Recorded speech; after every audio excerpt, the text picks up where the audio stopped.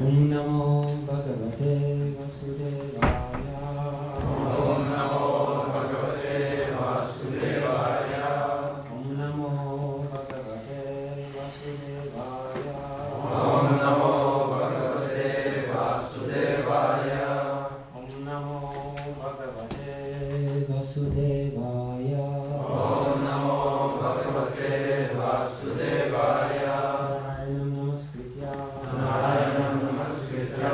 Naram Chaiva Narottamam. Naram Chaiva Narottamam. Devim Saraswati Vyasam. Devim Saraswati Vyasam. Tato Jayamudiraye.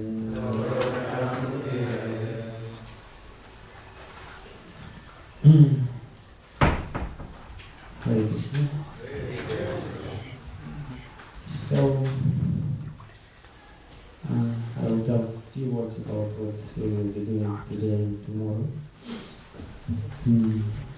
for the allocated time. I'll basically try to explain a few verses from Bhagavad Gita, from the third chapter of Bhagavad Gita, taking also material from some other sources.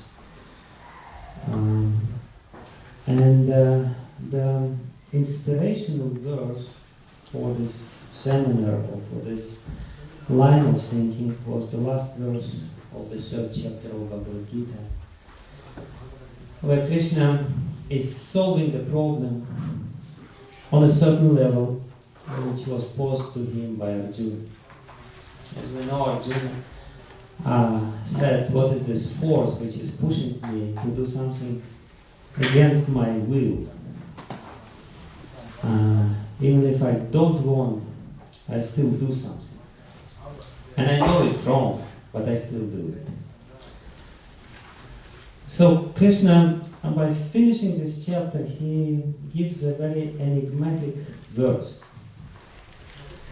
He elaborates a little bit about the problem, explains the extent of the problem, which he calls Kama Esha, Krodha Esha, Rajaguna Samabhavam. This is Kama, this is lust, or material desire, which is very strong and which pushes you in the wrong direction.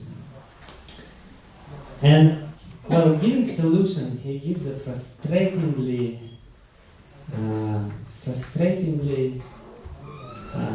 enigmatic verse. The verse which really, it's very difficult to figure out what he means. Because what we would expect from him to give some very practical advice, how to curb this enemy of lust, which is burning inside, which is everywhere. And Krishna gives a verse obviously liable for different interpretations. Ram Budhe, Param Budva, Samskati Atman, Matmanatya, Ishatu, Mahamaho. We will read it tomorrow, and I'll try to explain something of this. And of course, Krishna is speaking on a certain level with Arjuna. He is not giving the ultimate advice by far. He is not giving the solution, the proper solution as such, because this is a certain level of discourse or description which Krishna is in, and he doesn't want to violate the rules which he himself established. So we should not really think that this is the ultimate advice and the advice which has to change our life. But still, it's an important consideration which Krishna gives. And besides that, there are so many important points which are connected with this. And even if we put aside this particular verse of Bhagavad Gita, which I will read tomorrow,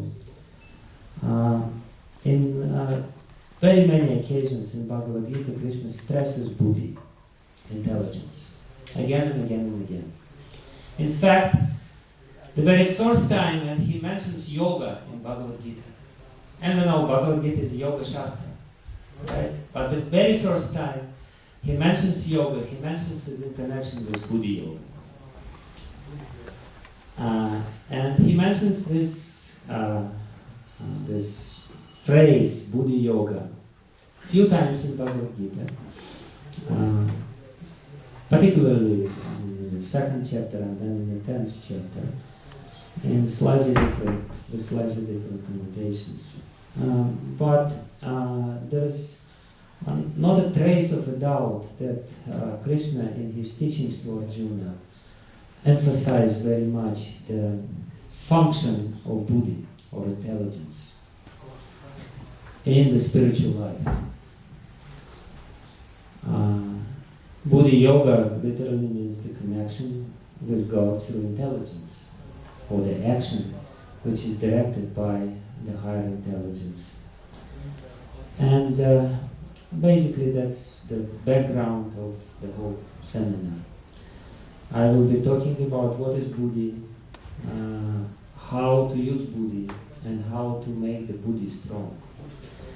Because on the strength of this particular function of our mind, very much depends the success in our progress or advancement in our spiritual life depends very much on the development of this particular function which is there, or particular element, depending how we want to look at this thing. So today I will mostly speak in a rather brief manner about what buddhi is, what the intelligence is, what are his functions, and how he is related with.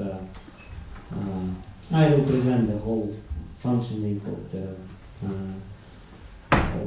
antahkarana, or the internal instrument which is there, which is given to us by God, and what is the particular role of buddhi in the functioning of this antahkarana, or internal instrument. And I will read for today's discussion, I will read the previous verse, the 42nd verse of the third chapter of Bhagavad Gita, which Prabhupada spoke for.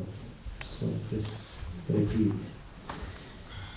Indriyani paranyahur, Indriyani paramyahu, indriyabhya param manaha, indriyabhya paramanaha, manasastu parabudhi, manasastu parabudhi, yobude paratastu saham, yobude paratastu saham, indriyani paranyahu, indriyani paramyahu, indriyabhya param manaha, indriyabhya paramanaha, manasastu parabudhi, manasastu parabudhi, yobude paratastu saham. yobude paratastu saham.